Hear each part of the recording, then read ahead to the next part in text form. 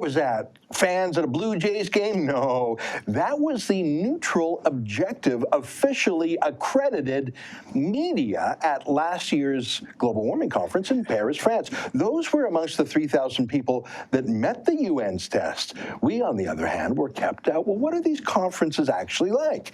Well, joining us now is a man who knows. His name is Peter Kent. It's great to see you. Peter, welcome to the show. Thank you. Always good to see you. Well, you are the current foreign affairs critic for the Conservative opposition, yes. But you were actually the environment minister for a few years under the Harper government, too. That's right. I was the longest sitting environment minister of the Harper government. And I had an opportunity to attend a number of conferences of the parties. That's the name of these big international, COPs. And they're numbered, and they're very much like any United Nations large meeting. They create in the different host countries almost a mini General Assembly of countries, and they are generally pretty scripted. Well, which ones have you been to? I know they're in very lovely locations. They're never in places like that are a little bit off the beaten path, like Timmins. I think they should go to Timmins or Sudbury, but they prefer somehow to go to Bali and places like that. Durban, South Africa. Oh, that sounds beautiful. A large one, and that was the COP that I attended, and they had sensed that I was about to lead Canada out of the Kyoto Agreement. So how did they treat were not you? Well, they.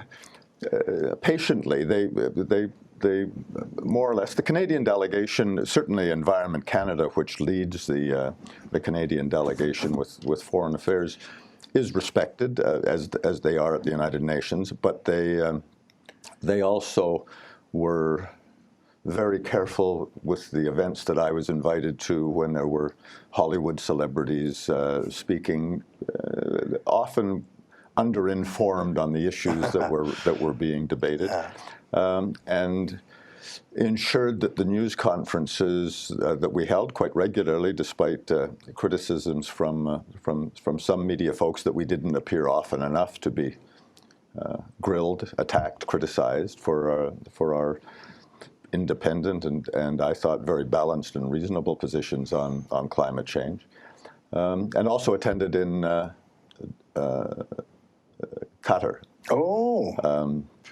which was, again, the skies glowed at night from the open flaring of petrochemical plants and so forth. And Qatar is not one of the world's leading adherents to some of the climate change. They actually have the highest greenhouse gas emissions per capita in the world, and they're not exactly a beacon of accountable democracy, are they? No, transparency is not.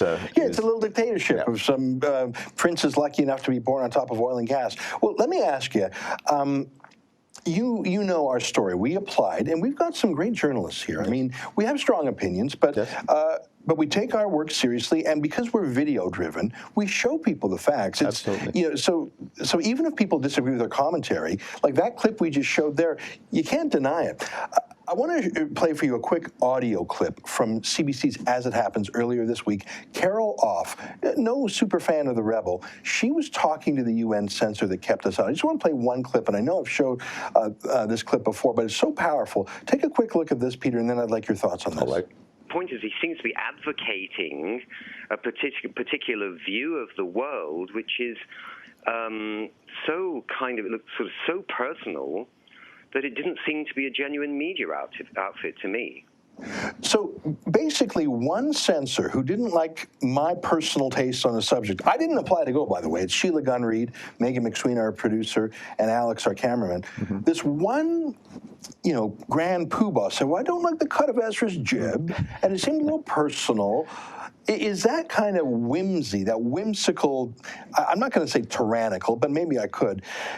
Is that how the UN deals with dissidents or skeptics or contrarians who deviate from the climate orthodoxy? In short, yes. I mean, I'm not surprised by. I'm surprised that he said it out loud. Yeah. but I'm not surprised. They are the United Nations tends to be, particularly on the climate change file, tends to be very sensitive to who gets in, who gets to walk the corridors of the COP, between meeting rooms, the public and the private sessions, and they are very careful about who gets to ask questions in the various news conference opportunities that they have. It really is laugh out loud ridiculous that they would accuse you of advocacy, because aside from a few of the even-handed old-time journalism, fair and balanced mainstream media, the overwhelming majority of journalists there are advocates for more climate change action than even some of the leading advocates would be trying to champion. Yeah, you know, there's a Canadian blogger, maybe you've heard of it, it's called DeSmog Blog. That tells you where they're coming from. You know, they are funded by environmental lobbyists. Since 2008, DeSmog Blog has been media accredited to the UN. They'll be going again this year. Oh yeah, I'm not surprised at all. And I'm not against. I mean, let them go. But you can't say we're too opinionated when something called DeSmog Blog gets to go to the UN. No,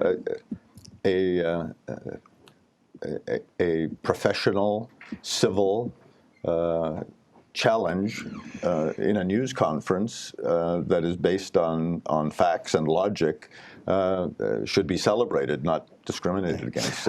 I appreciate that, and I hope we do get it. And we got a few weeks to convince them to flip sides. I got a question for you. We've managed to get the Canadian Association of Journalists, Canadian Journalists for Free Expression, and PEN Canada, and those aren't particularly right-wing groups. No, not at all. But they very fairly, and let me give them kudos, they've written letters to the UN on our behalf saying, look, they're a legit organization. They meet your standards. You're being whimsical. Let them in. So I'm very grateful. Carol Off, I got to give her credit. The CBC did a good job. She is a pro. I've felt the sting of Carol's tongue more than a few times, and from the other three organizations. But I think that they all tend to take very firm stands in terms of fairness and in recognition of journalism as an open craft, not as one that should be skewed or as they used to accuse our government of gagging journalists, which we didn't do, but we... Well, and that's what's happening here. And let me put this to you. So we've had those three NGOs. They were very generous, and they wrote letters. We've had a lawyer write 3 letters, very senior law firm, very moderate, reasoned letter. They haven't even replied to us. Now we're going to ask the Prime Minister, the Foreign Minister, Stéphane Dion, and the Environment Minister, Catherine McKenna, not to like us. I know they don't like me. They don't like us. They don't like our point of view. But that's not the point. This is, as you said, the conference of the parties. So this is a Canadian conference as much as it's a Chinese conference or an American conference. And I'm not sure if we fired off the letter yet. I got to check with my law firm. But it's a very thoughtful letter saying, hey, guys, Canadian values should be projected at this conference of the parties, especially when it comes to free press. Do you think, based on your observations of Stéphane Dion and these other 2 ministers, do you think that they will try and open up the gates to freedom of the press for a news outlet they personally don't like? Stéphane Dion gives me the willies because he stands by while the Chinese delegation berates Canadian journalists. Do you think on this one we've got a chance, or am I laughing to think Trudeau would help us? Well, Minister Dion should take the lead because it is Foreign Affairs. Environment is the lead department in the talks, but Foreign Affairs represents the state. So this may be a good question for me in question period in the days ahead. Well, there you have it. To talk about the government's commitment to free speech. And we saw how he did stand by when a journalist was smacked down by the Chinese foreign minister earlier this year, and there have been other instances. But I would think, certainly when I went to Durban, and certainly went there under heavy criticism from the NDP and the Green Party, we made sure when Elizabeth May had difficulties in acquiring an appropriate hotel we made sure that she was accommodated, and she did have access to all of our events, even though she was one of the strongest voices raised Yeah. Well, I didn't know against us that. there. Good for you. So you, I mean, and again, not because you like Elizabeth May, but because that's what a democracy does. It allows She's a colleague. opposing voices. We Yeah. didn't include the opposition in the official government delegation simply because we felt, in the case of the NDP, they'd gone to Washington, they'd gone abroad to attack our government, and we thought we don't need treachery inside the delegation. But we did help them with travel arrangements, we did help them with accommodation, we did help them with accreditation. So, and that's all we're looking for. We're Exactly. we're paying our own way. We crowdfunded the tickets. We're not looking for anything other than for the police to let us pass the front door. Listen, Peter, it's great to see you again. Thanks for the interesting stories of what it was like to go in as an environment minister. And I'm going to be watching Question Period extra careful next week. And who knows what might come up. That would be great if freedom of the press became an issue in Parliament. well, I will suggest very strongly to the foreign minister that just like Webster's dictionary, the rebel should be Morocco bound. Right. Marrakesh, but Morocco. That's right. Peter, again, there you have it. Thanks for joining us. Thanks for watching. Click here to never miss a Rebel update. Want even more of The Rebel? Well, click here to become a premium member.